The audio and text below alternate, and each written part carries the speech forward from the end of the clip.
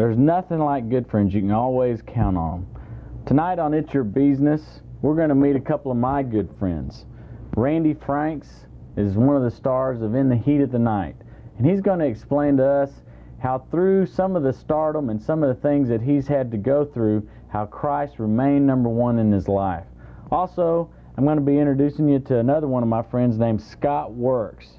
Scott is a former college football player at Baylor University, and then went on in 1990 to be the national powerlifting champion in his weight class, bench pressing over 500 pounds. I hope that you enjoyed tonight's It's Your Beazness, and be sure and listen to what these guys say, because their success has not been on themselves. It's been placed on the person of Jesus Christ, and you'll see through their testimony just how Christ can help you to accomplish what you want to be. I got to go meet my friends. I'm late. Gotta go.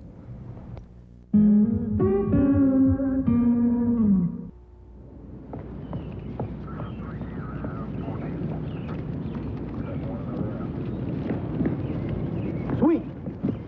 We found something back here.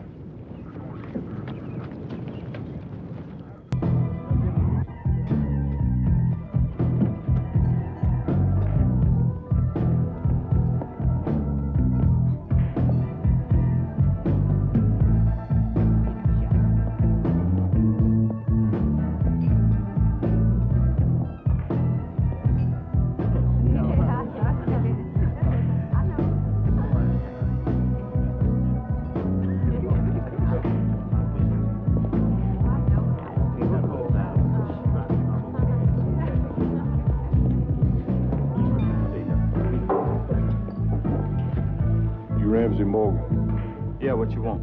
You. Hey, how you doing, Ramsey? Come on now, Mr. Morgan. Man, I was gonna pay them traffic tickets. I was gonna come in the first of the month. This ain't about no traffic tickets, Ramsey. You're under arrest for the murder of Mr. Samuel Doodle.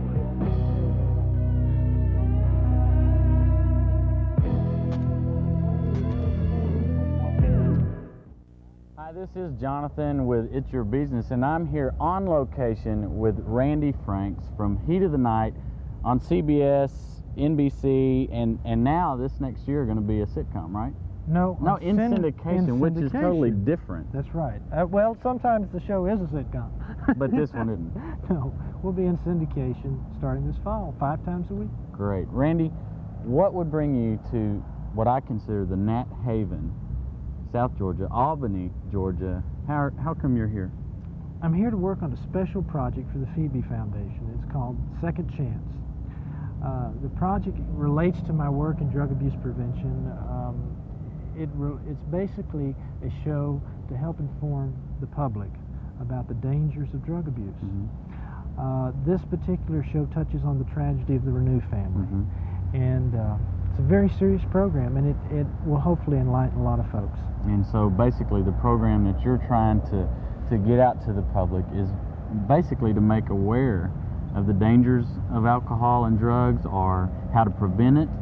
Basically to help prevent it. The kids oftentimes aren't given the opportunity for an education, mm-hmm. to really know about, if they do drugs, if they use alcohol, what are the results of that? What will happen to them in the future? You know, it may be 10 years down the road, but what could happen? Well, and that's the great idea, is to prevent it before it happens, instead of, well, here's something you can do after it happens. Right. Is to try to head it off at the pass before it happens. Prevention is the key, because our young people today need all the help they can get. We don't have, we have problems with unsupportive families at times. There's not a loving family for a lot of kids growing up. We have a lot of problems in the educational system that teachers and principals don't have the support and the curriculum that they need to get the point across, to be effective. Right. Randy, in the business that you're in, it's not known for being against these things of drugs and alcohol and the things that go along with that. So how, in your life, have you kept astray from all of that? How have you kept yourself on, quote, the narrow path? Well, I was very blessed in that I had a very supportive family home, mother and father. Mm-hmm. I was saved when I was 12 years old, and since that time, I've been able to have a Christ-centered life, which helped me through those teen years and those peer pressure years when kids were wanting to drink or wanting to encourage you to, try drugs. So I was able to say no because I knew there was a particular goal in my life that I was wanting to reach, and that was not part of the service that I was doing. Right.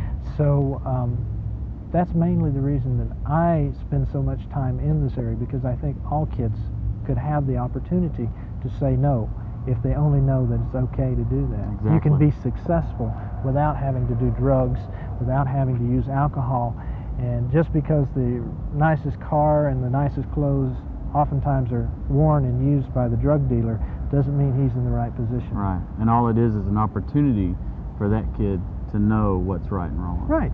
Exactly. That's it.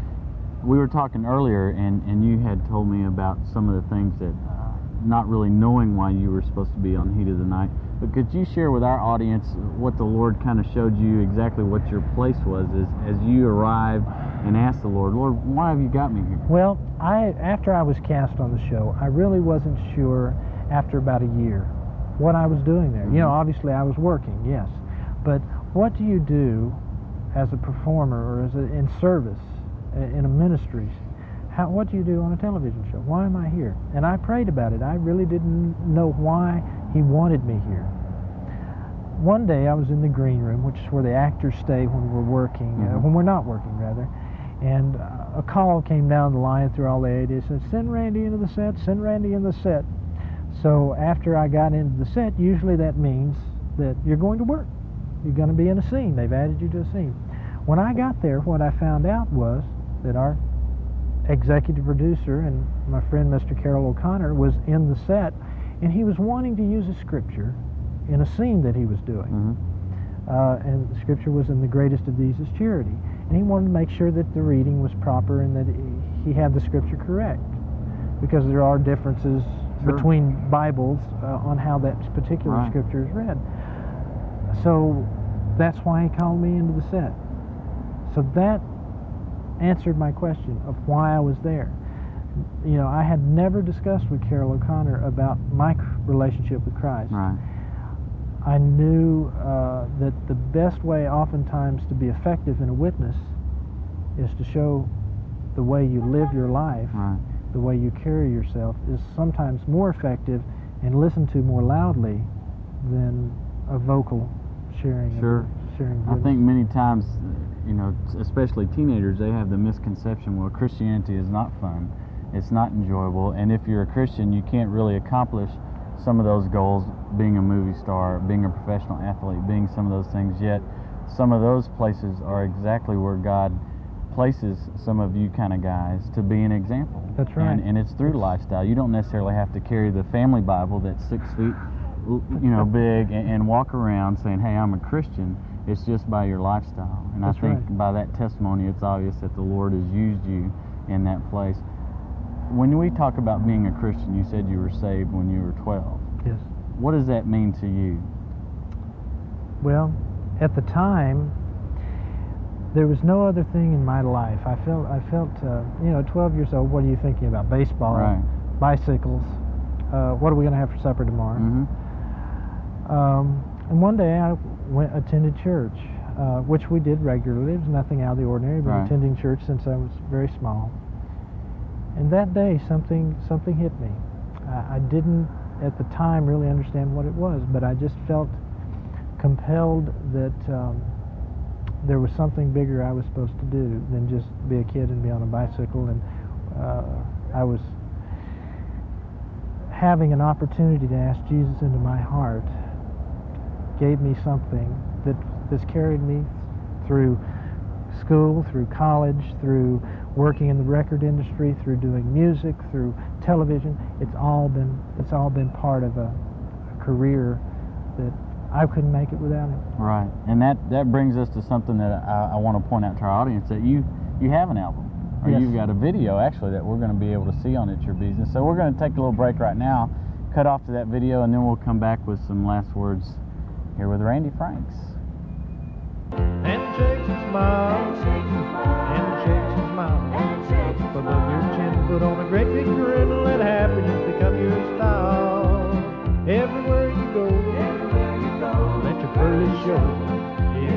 wear a frown, turn it upside down. Come on and shake a hand, the handshake smile. So not only can you act, Randy, and sing, but is there the possibility that we could get you to, say, dance for our camera here, or do any kind of, not a chance? No. Well, listen, thanks for being on the show. It's Your Beazness, and next time you're in Albany, we'll really get crazy and do something nutty, and I'll try to dress up like you, so we can really go out on the town and have a good time. And we can be crazy for Christ and enjoy ourselves. That's right. You can have a great life. And we can catch you on Heat of the Night. In the Heat of the Night, we start on CBS October 28th. Great. New shows. Thank you. All right, get out of the car. Come on, Kurt, get out. Keep your hands up. Let's go. Out. All right, get out the car. Get your hands up. Get your hands up now. All right, let's get out the car. Get out the car now. What kind of guns you got? 357 Magnum. I'll call in the serial number. It's not mine. I'm just holding it for some guy. All right, let's get this guy out of here. She might already be past us, or out some other way. No, I really doubt that, Randy. She don't know her way around these back roads here.